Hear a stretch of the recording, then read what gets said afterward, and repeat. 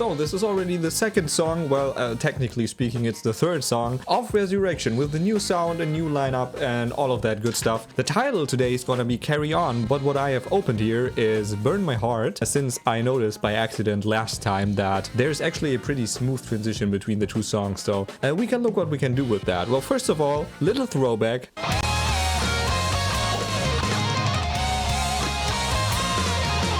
Not too much, but that's a pretty cool melodic opening for the album. Well, as we've mentioned the last time, there was this little detail that they didn't even play the last note to finish off the song. It just kept on going, basically. And as far as I have to understand at this point, this was to directly transition into the next song. Perhaps this might work.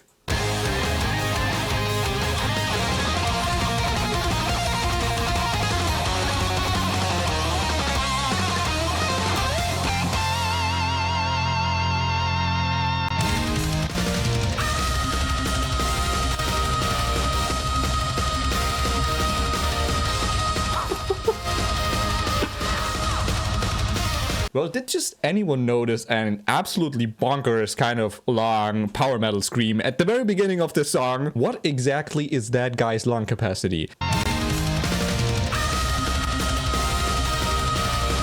And it keeps going. And it keeps going. And it keeps going. And it was really damn high as well.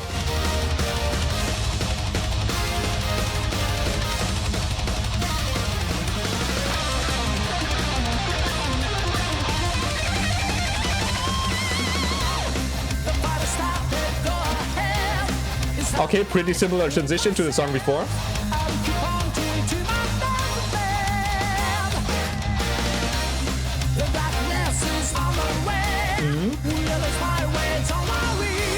I did my English today is very bad. My tongue doesn't move the way it's supposed to. That's what she said. Well, yeah, stylistically, they had this type of transition stuff they had from the song before, so it almost sounds like a direct continuation, also mood-wise.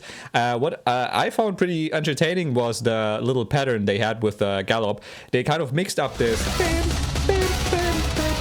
rhythm, basically, and Shu mixed it up with the galloping, so it was kind of a hybrid between the two, which is a pretty fun metal way to go about this. And that being said, I also really like the synth melody playing here. It's a bit more aggressive than the last song, and I think that's a cool development.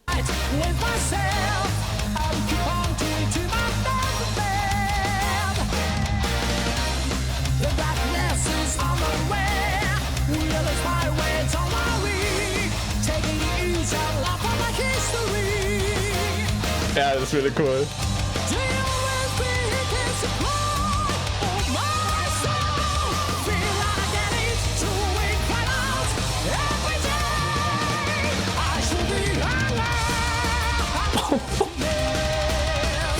Nice drum transition.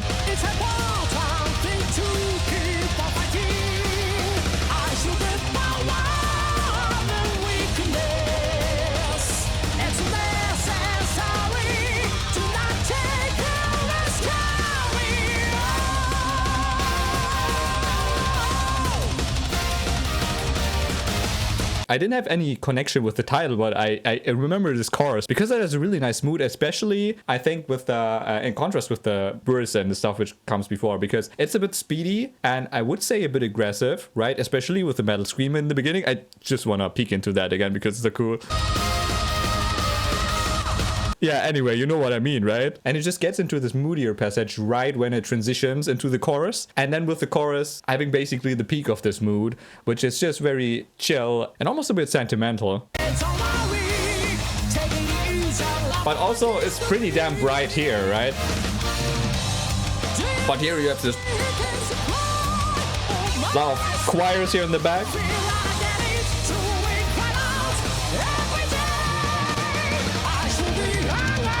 Right, and he starts low in the melody here.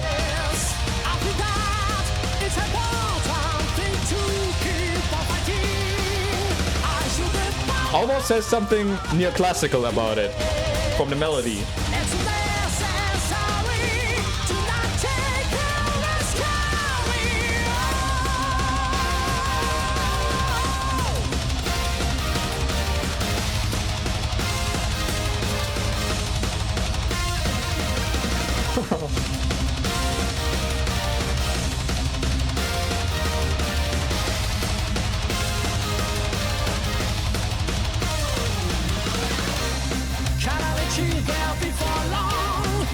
Very prominent gallop here.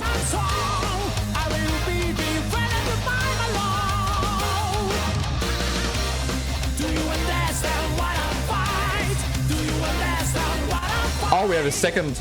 I'm almost a bit irritated here. The way this is mixed in here is also somewhat dynamic because you have Shu's voice sometimes in the back. And I always have the notion that there is someone behind me because it's kind of subtle.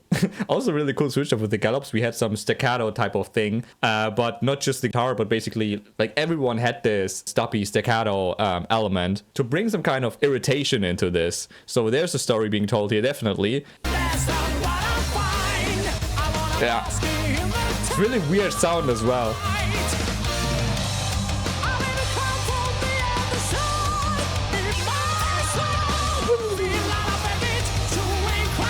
And now it's rising up again.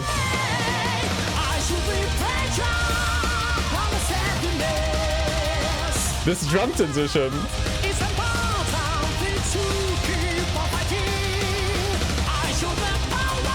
Strings coming in. Kind of epic here.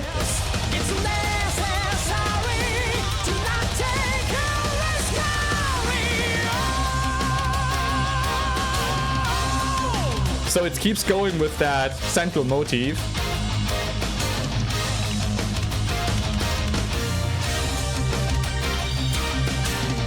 Oh, okay. Some sparkling. Oh. Oh, I dig this. Keyword.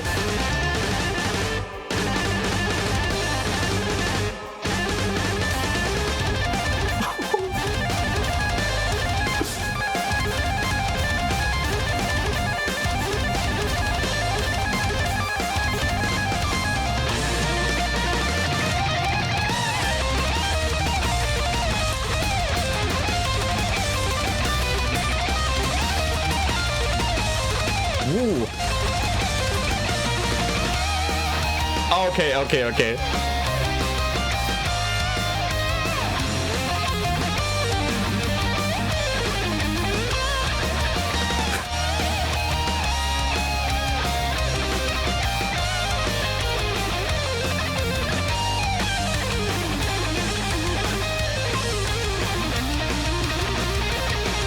Gets really dramatic here.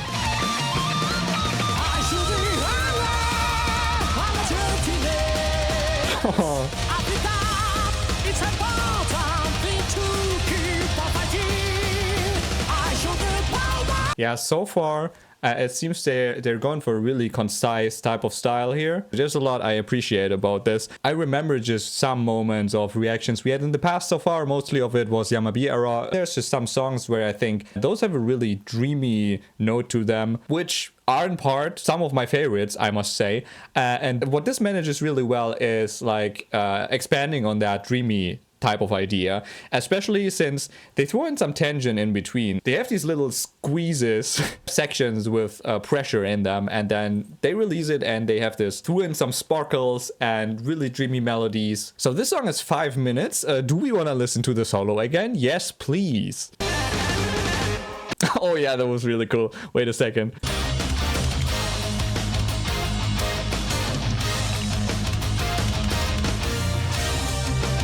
Yeah, with the stars coming in here.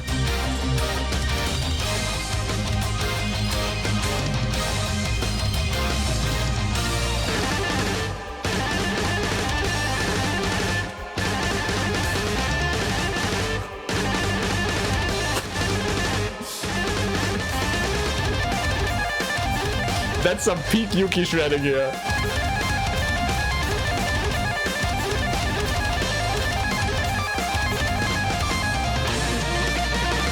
And now it opens up.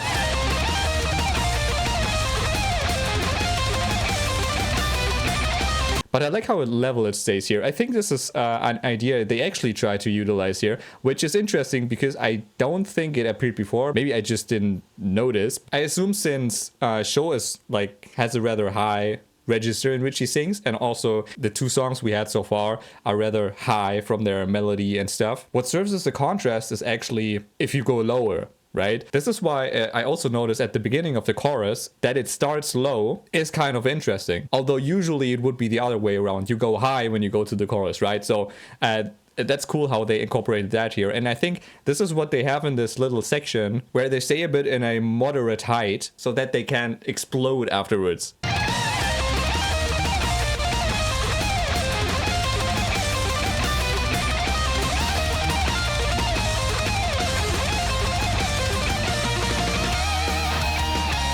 And it swings open.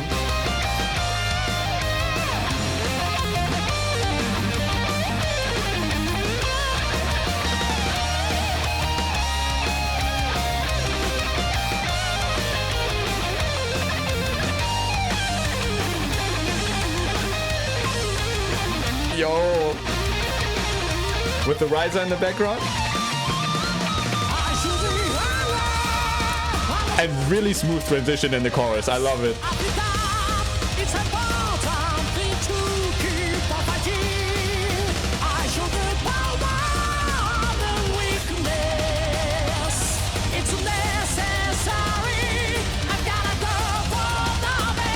Oh, extension for the chorus.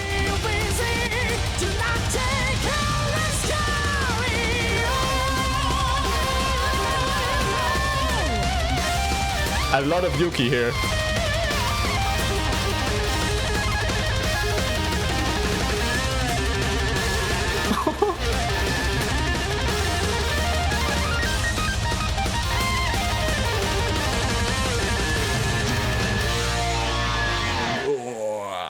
We've got a lot of candy from Yuki in this one. Please more. Yeah, sometimes it's nice. It's those loose shredding sections, which are, however, very atmospheric. That's a thing they actually like to do from the very beginning. And I do think it's actually even cooler if Yuki does that rather than Shu. The emphasis on the rhythm here is also, you have just this central rhythm by the main motif, bap, bap, bap, bap, bap, which they try to morph and incorporate in different ways. I mean, that's just something they put an emphasis on throughout the song, that they have this like accentuated hits, and just sometimes in the solos, sometimes the drums, like sometimes they just overlap with this thing.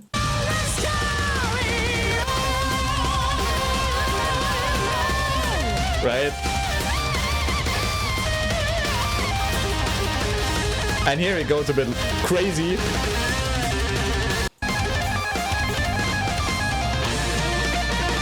But like also here.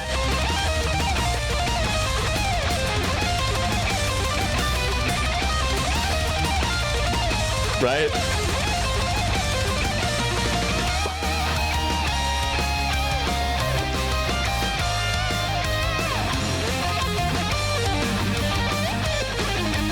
It's actually pretty cool.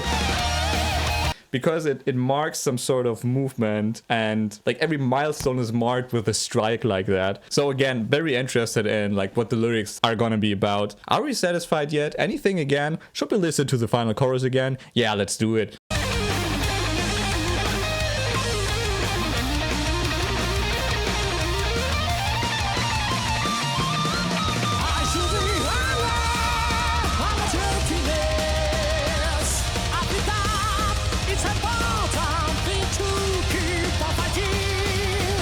I love how metal this is and how like soothing the melody is.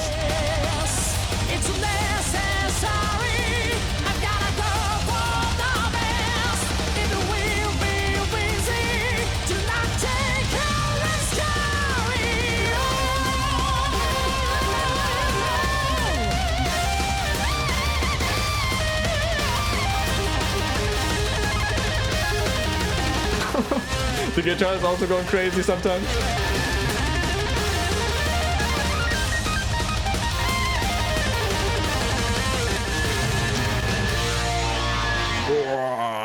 Love. I mean, that looks ugly as well. That's not better. I'm gonna stop with this right away. Let's take a look at the comments because there were quite some. It's always the second episode where there is a good occasion to read some of those. We got a comment by Wade who says, I like the tones and production on this album, very lush. Acoustic guitar doubling, 7 strings sprinkled in, active humbucker in the neck. Like, I know what these things are, but I, for example, wouldn't know what the difference would be sound-wise if you wouldn't have an active humbucker, for example. But especially the 7 string is kind of interesting to me. We can look if we find some sections in the album where this is actually relevant. And yeah, so far I like the production as well. Just the way different layers of sound are woven in and like placed in the room and stuff sounds very nice. And they also at this point work a lot with like subtle elements which are not that clearly audible but still really improve the full soundscape in a way. Shiro writes, we have finally arrived at one of my favorite Galneryus albums of all time and also the first album of theirs I fully completed. I think that's understandable. Destiny is a pretty popular song. Like, I don't know if it's only Destiny, probably a lot of songs of this album are rather popular. Like, this album cover with the dragon is also one of the first things I've seen from Galneryus. And so far, like, the mood is also extremely nice. Burn My Heart was actually one of their first Galneryus songs that they used to listen continuously. Understandable. Although I must say, I like the song, like, what was the title again? Carry On, just as much as Burn My Heart right now. So we're having a pretty strong start already. I don't know how to read the name, I'm sorry. They mentioned that they loved the idea that Sho is really singing about the story in Galneryus and was trying to not to be worse than Yamabi, satisfy everyone, that's the mission to myself. That's kind of what I dig about the lyrics as a whole, and it's a good start for the album, I guess. Also this part, getting over many difficulties in the past, but this time it's more serious for me. I'm sure that he is telling about his past where he was not really known by people and sang to a half-empty crowd. Well, if that was actually the case, it's kind of sad, I must say.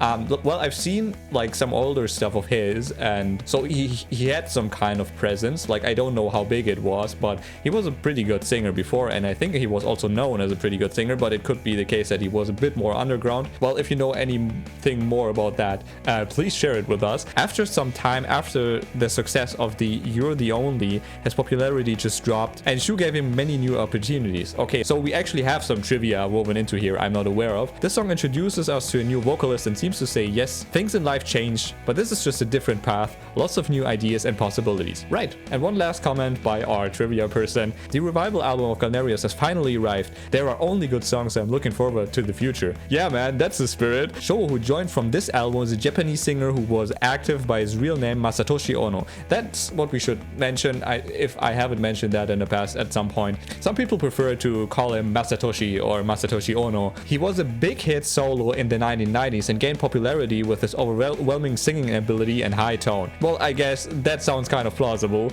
Covering rock songs and debuting as a rock band called For Black were not necessarily unrelated to rock, but the news that he joined Galneryus, which was a full-fledged metal band at the time, was surprising. That's like totally the vibe I got. Weird mix-up, but in a way it worked out. And especially like in Japanese power metal, well, maybe I'm a bit biased because I just love the power metal or like prog metal section in Japan in general, but the cool thing there is just these different influences that are sometimes there, which just seem to be a bit more like crazy and varied than in like for Europe, for example. And that's really what makes it charming to me, I guess. The content of this song expresses Sho's feeling when he joined Galneryus. Therefore, the lyrics are written by Sho and the composition is written by Shu. No surprises here at this point, but thanks for like especially the information that Sho actually wrote it, because that of course makes a lot of sense. There are many behind the scenes stories about this album, but let's talk about it little by little. Yeah, thanks. Always appreciate it. It's always cool to learn new things about the albums and stuff, and the members, of course.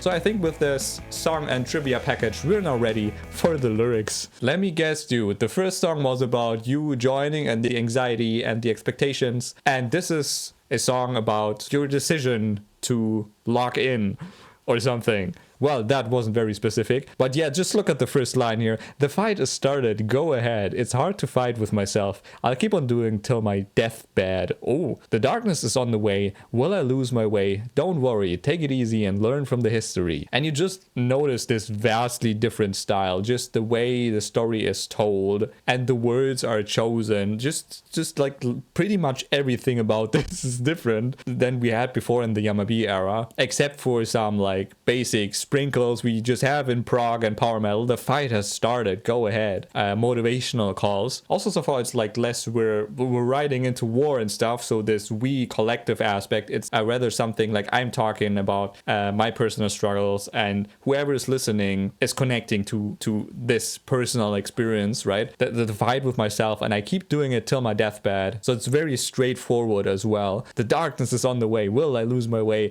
Interesting how there's some kind of foreshadowing, like similar stuff happen content-wise as had happened in the stories during the Yamabi era and stuff. We have the theme of the darkness and this, like, will I lose my way, as it had always a theme during the Galneryus songs. Yeah, and learn from the history, like, as well of the history from the songs which have songs and albums which have been made by the band so far, but also by, of course, like Show's own history in this case. At least if this song is written by Show, I just assumed that. I don't know, perhaps it's written by someone else. Do you always feel intense cry of my soul? Feel and get it. To win, cry out every day. Just as he did in the beginning of the song, if you remember. That's very on point, I guess. The cry of his soul. Like, what we've heard was the cry of his soul. They just, like, put that into motion. Always cool if you actually, like, literally hear what the message and the feeling is supposed to be. Feel and get it. I show the anger and the dirtiness. I think that it's an important thing to keep on fighting. I show the power and the weakness. It's necessary. Do not take a rest. Carry on. So there is no interpunctuation between this, but those are 3 sentences. And these are also kind of separate statements. They're not really like in a connection with one another. Also interesting, since this is actually the chorus. It's one of the softer sections of the song, and he sings, I show the anger and the dirtiness. Just the way I have to understand this from a feeling point of view is that he's like letting loose and like sinking down into this heavy metal energy, which is aggressive, but he like has to eliminate the resistance to that or something to be fully open to that. And I think this is like this very like outside perspective idea of what heavy metal actually is. And, you know, in a way it's accurate if I'm constantly talking about like, oh man, that's so freaking heavy and stuff. But it's also rather reductionist. So this might be a sort of bias you have as someone who's not coming out of metal,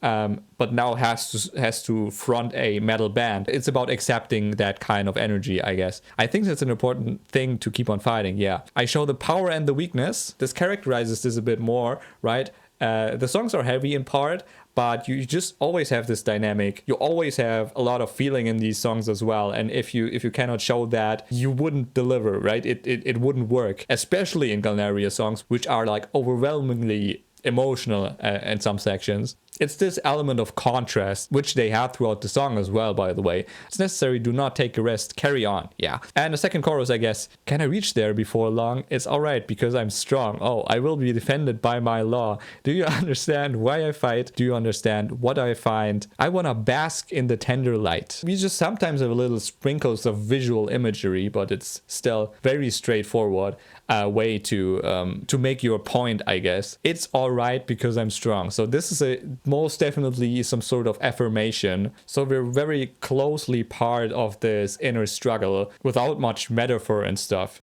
Okay, I was interrupted. I don't exactly remember at which line we were. I want to bask in the tender light. I don't know exactly, like, if you're a native speaker, you perhaps have a better idea what this is exactly supposed to be like. Like, I cannot decide, does this, like, mean that it's a sort of, like, soft light, which would outline the soft quality as, for example, the sound of the songs has had so far. But what also pops up, like, as a different idea would be, like, the light on the stage, you know, because it's, like, the stage is kind of dark and you have just this light falling down onto you, and maybe he wants to bask in that. That would also be an interesting image, since this is of course very close to the reality of being a frontman of a band. And just these questions, do you understand why I fight, and do you understand what I find? This could sound a bit pushy, but like I rather like to understand it in a way that he's wondering if his point comes across, not necessarily through the lyrics, but actually through the music and through the singing itself.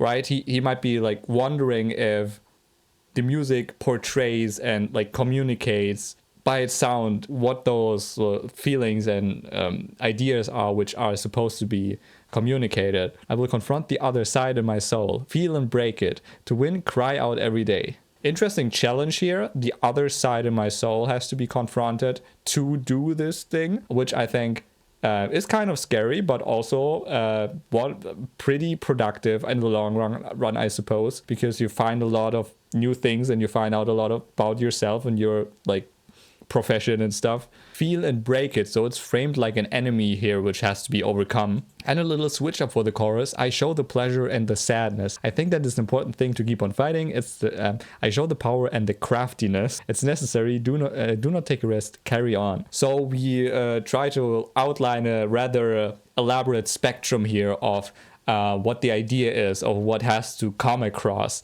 in this new role. Of course, anger and dirtiness, that's like, oh, heavy metal, it's angry, it's like, it's nasty and it's heavy and all of that stuff. Then we have the contrast, which already shows a more nuanced picture of this. It's power on one hand, but it's weakness on the other hand. And if there isn't a balance of that, it probably won't work. It's pleasure and sadness, right? In a similar vibe, but it's still a different dimension. And there's just quite a bunch of Galneryus songs which fall into either of those camps. And I show the power and craftiness. We have this going all out and intensity, but we also have not only technical skill, which they definitely have, but creativeness in general, like musical creativity and stuff. All of those things combined, essentially. And another chorus, I think it's the first one again. I show the anger and the dirtiness. I think that is an important thing to keep on fighting. I show the power and the weakness. It's necessary. I've got to go for the best. This is the prolonged last line here. I've got to go for the best, which is possible. It will be busy. Do not take a rest. Carry on. Different vibes, different struggles. I'm wondering where this is going. Again, my guess is this is rather clearly written by Sho. If it's not, please point this out. I don't want to spread fake news here. And yeah, then we're done for this week again. Can't wait for the next one where we're gonna listen to Destinations. I hope I'm not wrong with that. As always, thanks for your engagement. I hope you enjoy these reactions and yeah, see you then.